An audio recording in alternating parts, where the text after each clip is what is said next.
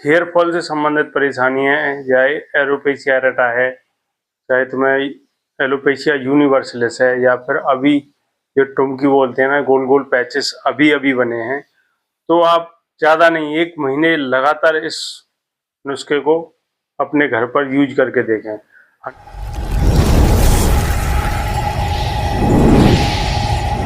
नमस्कार दोस्तों, मेरे चैनल में आप सभी का फिर से स्वागत है।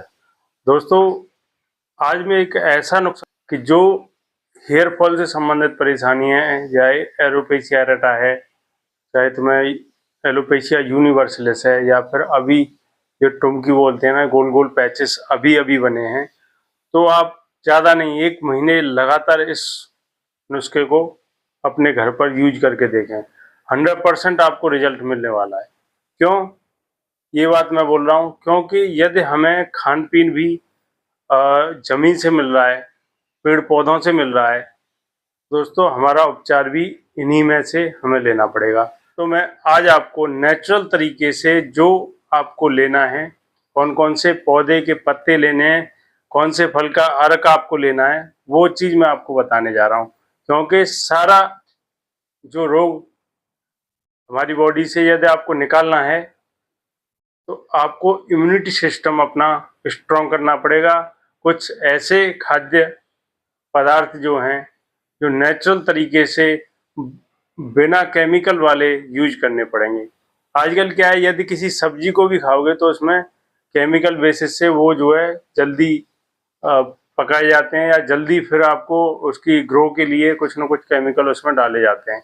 इसलिए यह हमारी बॉडी पर इतनी तेज को अपने घर पर उगाएंगे और फिर खाएंगे, तो उसका रिजल्ट कुछ और आएगा। तो दोस्तों, उसी तरीके से आज मैं आपको एक नेचुरल नुस्खा बताने जा रहा हूं, जो कि आपके हेयर से संबंधित बहुत ही इफेक्टिव रहेगा, बहुत ही लाभदायक रहेगा।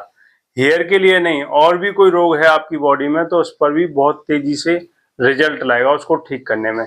चाहे आपका टेम्परामेंट कोई भी हो, चाहे आप सैंग्यूइन टेम्परामेंट के हो, चाहे लिम्फेटिक टेम्परामेंट के हो, या फिर दोनों मिक्स है, जो बोलते हैं ना वात पित्त कफ, किसी भी टेम्परामेंट के हो आप, उसी में आपको बहुत तेजी से रिजल्ट देने वाला है। एक पीपल के पत्ते, हार सिंगार के पत्ते और तुम्हारा सहजन के पत्ते, इसमें अमरूद और जामुन ये भी मिला दीजिए। अब इसमें आपको धनिया, हरा धनिया और पुदीना हरा और आंवला, ये सभी समान मात्राएं आपको लेनी है, और इसके बाद अच्छे से आपको पीसना है। पीसने के बाद इसका अर्क निकालना है। अब इसका अर्क क्या है, 2-2 चम्मच सुबह दोपहर शाम पीना शुरू कर दें। एक चीज मैं और आपको बताने जा रहा हूँ, जैसे कि एलोपेशिया यूनिवर्सलिस वाले लोग जो होते हैं, पूरी बॉडी पर बाल नहीं रहते और उनकी इम्यूनिटी इतनी डाउन रहती है कि रास्ता चला भी नहीं जाता है, और उनकी जो पाचन क्रिया इतनी स्लो रहती है, इतनी डाउन रहती है, इसे पचा नहीं पाते हैं।